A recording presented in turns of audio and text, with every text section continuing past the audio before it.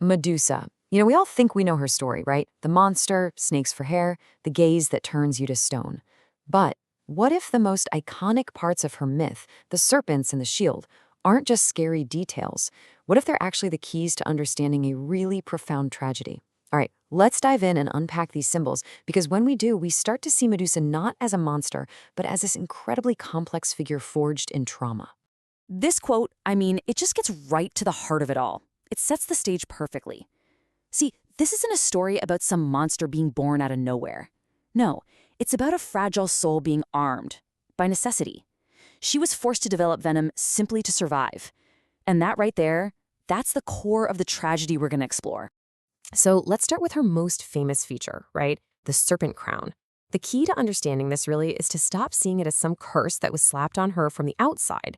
Instead, think of it as the physical manifestation of her internal reality after what happened to her. Yeah, the myth actually has a name for this, the serpent cycle. And it's not about punishment, it's about a radical rebirth. The story is basically telling us that when a soul is touched by a tragedy this divine, this huge, it has to shed its human skin to even have a chance of surviving. And the snakes? That's the new skin. It's a painful, forced evolution. It's such a powerful way to show us the aftermath of trauma, not just tell us. And this symbolism, man, it has so many layers. The snakes become the voice for a rage that was silenced in that temple. They're her living, breathing armor against a world that proved it was lethally unsafe for her. They create this perimeter of fear, which really is the only mercy she has left, solitude. And to the ancient mind, they even represented the earth itself, kind of pushing back against the arrogance of the gods. And the change, it's absolute. Just look at the contrast. She goes from a maiden singing hymns to a being whose vipers will strike at any colonizing gaze. She goes from being a vessel for divine desires to a sovereign of her own shadowed world. So that's the point, you see. The serpents are her declaration of a new and, a terrible sovereignty. Okay, so let's pivot to our second symbol. Because if the serpents are Medusa's internal reality, then the polished shield of Perseus, well, that represents the world's external gaze. It's about how society observes her, contains her, and ultimately uses her trauma. The shield isn't just a clever weapon in the story. It's framed as a kind of psychological necessity.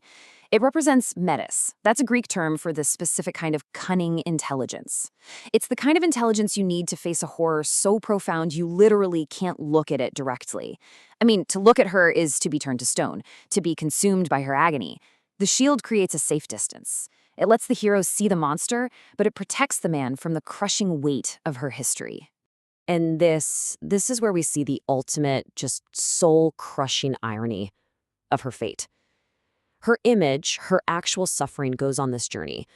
First, it's just a reflection in the tool used to kill her. Then, her severed head becomes a trophy.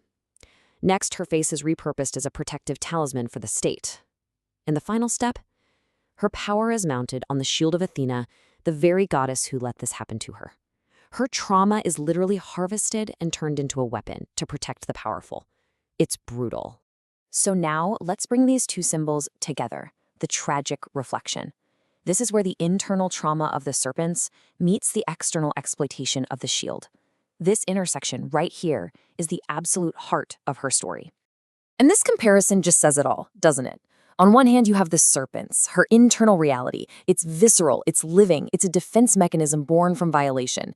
And then you have the shield, the external world's gaze, cold, distant, and in the end, exploitative. She's forever caught in this tragic tension, trapped between being a victim of violence and a source of incredible protective power. And all of this leads us to this really profound question that the myth itself seems to be asking. Is Perseus actually brave for facing her? Or is he just the guy who was equipped with the tools to look away, to see only a reflection of her pain without ever having to truly witness it? It completely reframes how we think about the hero in this story, doesn't it? So, in the end, what is Medusa's legacy? It's definitely not the story of a simple monster who got defeated.